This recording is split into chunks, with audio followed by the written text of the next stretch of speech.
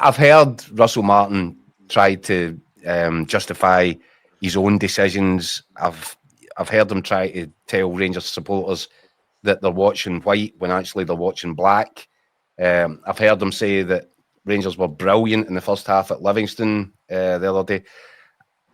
I'm afraid it's not just me. I think the bigger problem for Russell Martin, for Rangers, for this whole sort of managerial structure at the minute is that the fans just won't buy it. Russell Martin says this guy's a good guy. Right, okay, Russell. 26-year-old, you've just put him in charge of your head of recruitment. No, I'm sorry. It won't wash. And Scott, are you buying it? No, listen, I don't think it looks great at all, Jacko, let's be honest. And going with the fan reaction when the news broke today, you can tell exactly what the support. I mean, it's almost like the club's making decisions to, as if they can't anger the fans even more. They just keep making these decisions. It's strange. Look, if you're going to appoint a head of recruitment, then there's obviously got to be a thorough process. The guy that gets that job has to merit it. He has to be the best qualified for the job. And looking at he was the best qualified member of the Thelwell family.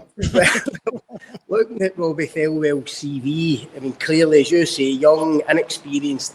And the other thing that I would question, Daniel, is it seems to me it's yet another appointment in the recruitment department, of someone, who might not or probably doesn't know what's required to be a Rangers player. I think that's the big. I think you have to have people in that department who have experience of this club, have experience of the demands, the expectations, have some kind of understanding of exactly what's required physically and mentally to be a Rangers player. And I'm not sure there's enough people in that department that have got that. And these couple of new appointments on top of Kevin Thelwell and Dan Purdy, I don't think they can have that. I mean, that's clear.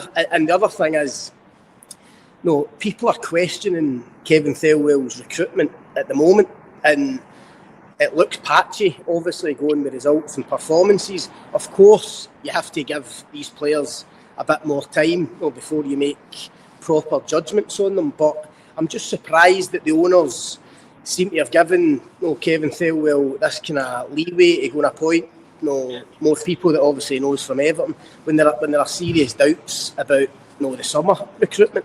And I thought they'd like to have waited to see how these new players have got on, because it doesn't look great. It's not been a great start for them. I'll tell you another thing, Scott, when you're thinking about it. Niels Coppin, not everybody's cup of tea, and understandably so. I don't think he was very good at what he did. But how many jobs now? That's 4 people covering the one job that Niels Coppin had. Yep. At least Niels Coppin can point to an Eager Man, a Jeff Day.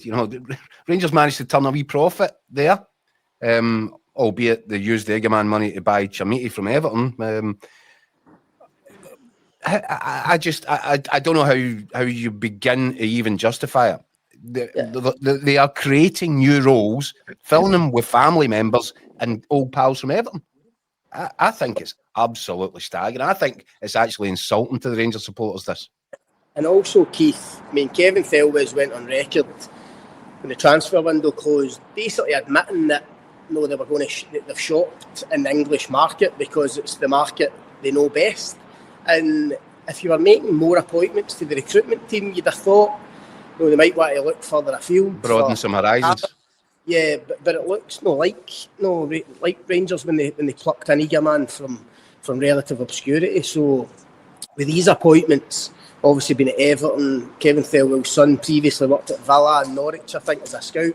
So again, you think primarily the markets that they'll be working in will be the English market, and fans don't seem happy with that at the moment. But it looks as if they're going to continue going down that double road. Down. Yeah. Scott, really appreciate you joining us all the way from Graz, and it's the second time I've pestered you to come on today, so it's much appreciated. No worries. Cheers, Daniel. Cheers, Scott. Obviously, we've talked a lot about Rangers so far, but maybe we should visit in Celtic. If you want to get your comments in, please keep them coming in as well. I'll try and put them up on the screen. But Celtic, can I just give you one last line on Rangers, right? Because this should calm everybody down. James Monty will join as Data Insights lead this month. Having worked at Dundee United, Huddle and StatsBomb, Monty will be charged with embedding data and intelligence in football decision-making. So, panic over, guys. That's what they needed, a good embedder of data. Anyway. I'm sorry, but oh my God. It's, and do you know something? I actually feel sorry for the Rangers supporters because they've been through so much. I think they were excited, and rightly so, when Andrew Kavanagh and the Americans came into town. I still believe that they will be good for Rangers in the long term. I did say there's probably going to be some mistakes made along the way. But right now, for the Rangers fans, having been through everything they've been through over the last decade or so, thinking finally that'll be the end of the banter years. And now this. Seems they're alive and well. Yeah. Well, on Celtic though, Mick, let me bring you in finally. Brendan Rodgers has spoke today ahead of tomorrow night's game against Braga. What was he saying?